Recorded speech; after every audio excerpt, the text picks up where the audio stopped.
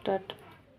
नमस्कार दर्शक बंधु नुआपड़ा एखे उठुची पड़ुची राजेंद्र ढोलकिया पुओ जय ढोलकिया जे कि पछरे पड़ जाइथिले किंतु तांकर माँ राजेंद्र ढोलकिया स्त्री एबे नुआपड़ारे घरे घरे बुली भोट भिक्षा करुचंती। से तांको पुओ को हरेया को दौ पाबा चाहू नाहंती कारण राजेंद्र ढोलकिया जो मृत्यु कर तार सिंपाती भोट से नबाकू चाहूँगी। राजेंद्र ढोलकिया जे चारि चारि थर विधायक एवं मंत्री बीजेडी सबुठु तुंग नेता दक्षिण ओडिशार सबुठु टाणुआ नेता तांको पुओ जय ढोलकिया बीजेडी रु न ही बीजेपी को डेई पड़ती। बीजेडी को ये डेई कारण बीजेडी रे एई खिड़ा शासन रे अछि नरेंद्र मोदी सुशासन अच्छी नरेंद्र मोदी मैजिक चली मोहन माझी एवं नरेंद्र मोदी मनमोहन सामलकर नेतृत्व में बीजेपी प्रथम थर पर 24 वर्ष पर ओडिशा रे शासन करिछि।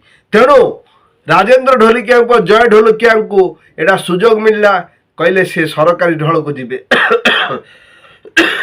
सॉरी सरकारी दल तरफ से लड़ुचंती। राजेंद्र ढोलकिया आगे पूरा माति जाइचंती एवं लोक माने तांकु समर्थन देबे बोली दृढ़ आशा रखिछि बीजेपी एवं राजेंद्र ढोलकिया जितुची बोली बीजेपी मूलरू ऐलान कर साराणी एवं मोहन माझी डिक्लेयर करिचंती जे राजेंद्र ढोलकियांकर पुओ जो जय ढोलकिया जितिबे एवं जय ढोलकियांकर युद्ध होउची कांग्रेस रो घासीराम माझी सहित बीजेडी एवं कांग्रेस रो युद्ध होउची। एटी बीजेडी रो स्थान नहीं कारण सेयाग्नि चुरिया जे कि नुआपड़ार बासिंदा नुहे से अटाबारी रो बासिंदा से अवश्य बीजेडी रो नेत्री एवं एक्स मिनिस्टर बीजेडी किंतु सी नुआपड़ारे प्रथम थर पर आसी लड़ुचंती। किंतु जेतेबेले नवीन पट्टनायक देखुचंती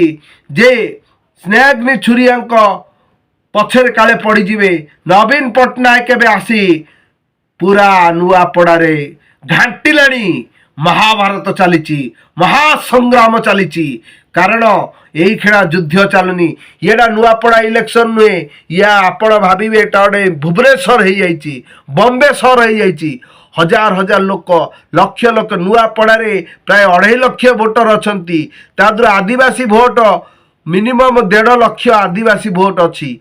तेणु लोक माने कांग्रेस रो भी मध्य एठारे दबदबा अच्छी कारण घासीराम माझी जे कि जड़े आदिवासी नेता जे कि राजेंद्र ढोलकिया सहित लड़ी 52,000 भोट रखी द्वितीय स्थान में रही 2024 इलेक्शन ने।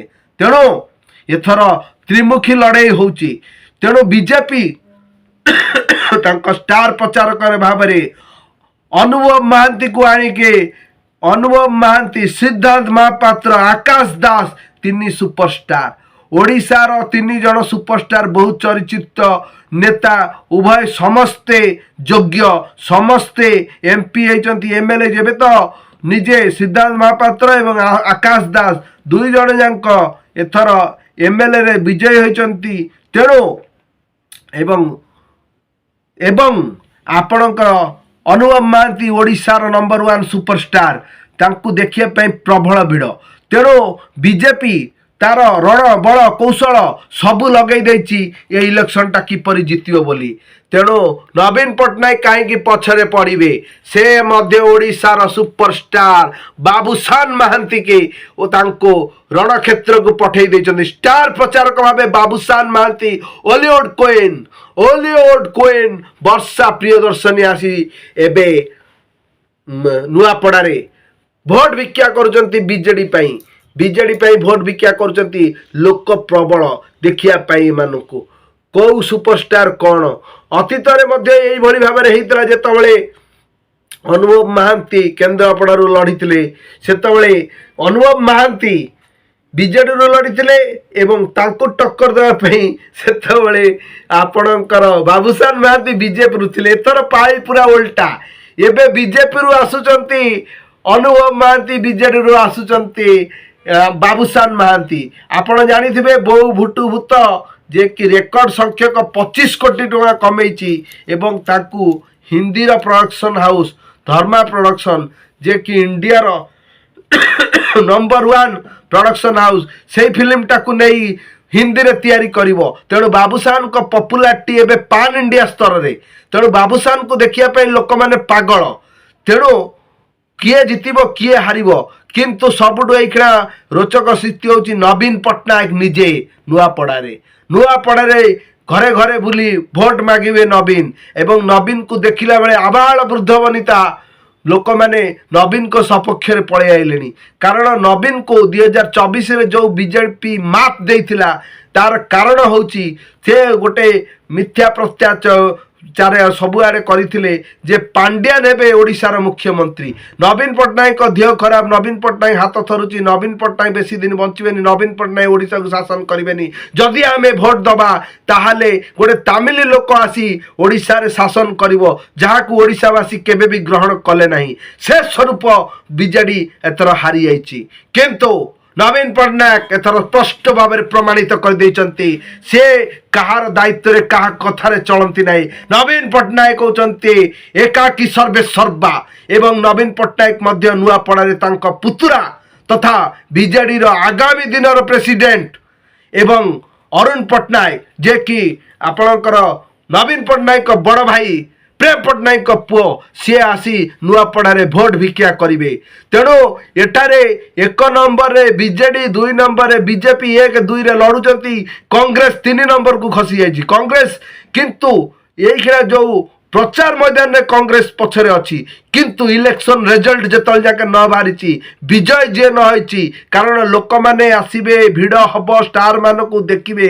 ଭୋଟ ଦେଲା ବେଳେ କିନ୍ତୁ ଏତେ ଭିଡ଼ ଭୋଟ କିଏ କାହାକୁ ଦଉଛି ଆପଣଙ୍କର ନଭେମ୍ବର 11 ତାରିଖରେ ଭୋଟ ହେଉଛି ଏବଂ 14 ତାରିଖରେ ରେଜଲ୍ଟ ଆସୁଛି। ରେଜଲ୍ଟକୁ ଅପେକ୍ଷା କରନ୍ତୁ। ରେଜଲ୍ଟକୁ ଅପେକ୍ଷା କଲେ ଯିଏ ଜିତିବ ସିଏ ହବ ସର୍ବେ ସର୍ବା। ତେଣୁ ଆମେ ଅପେକ୍ଷା କରିବା। ନୂଆପଡ଼ାରେ ଏବେ ଯେଉଁ ଯୁଦ୍ଧ ଚାଲିଛି ସେ ଯୁଦ୍ଧ ପାଇଁ ଆମେ ଗୋଟେ ସ୍କିମ୍ ରଖିଛୁ। ଏଇ ଭିଡ଼ିଓଟାକୁ ଯେତେ ଲୋକ ଲାଇକ୍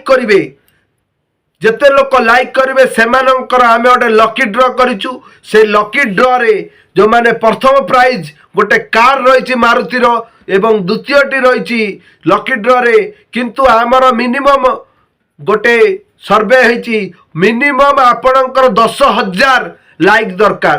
10,000 ଯଦି ଲାଇକ୍ ହେବ ଏ ଭିଡ଼ିଓରେ ତାହେଲେ ଆମେ ଗୋଟିଏ କାର୍ ଦେବୁ ପ୍ରଥମ ପୁରସ୍କାର, ଦ୍ୱିତୀୟ ପୁରସ୍କାର ହେଉଛି ଇଲେକ୍ଟ୍ରିକ୍ ବାଇକ୍, ତୃତୀୟ ପୁରସ୍କାର ହେଉଛି ଇଲେକ୍ଟ୍ରିକ୍ ସାଇକେଲ। এই 3ଟି ପୁରସ୍କାର ଆମେ ଘୋଷଣା କରୁଛୁ ଏବଂ ସେ ଲକି ଡ୍ରରେ ଯେଉଁମାନେ ଉନ୍ନୟ ହେବେ ତାଙ୍କୁ ବାବୁସାନ ମହାନ୍ତି ସେ ଲୋକକୁ ମାନେ ପ୍ରାଇଜ୍କୁ ତାଙ୍କ ହାତରେ ଆମେ ଦେବୁ ଏହା ଆମେ ଘୋଷଣା କରୁଛୁ। ଏବଂ ଚ୍ୟାନେଲଟିକୁ ସବସ୍କ୍ରାଇବ୍ କରିଦିଅନ୍ତୁ, ଲାଇକ୍ କରିଦିଅନ୍ତୁ, ସେୟାର କରିଦିଅନ୍ତୁ। ଜୟ ଜଗନ୍ନାଥ। ଧନ୍ୟବାଦ ଓଡ଼ିଶାବାସୀ।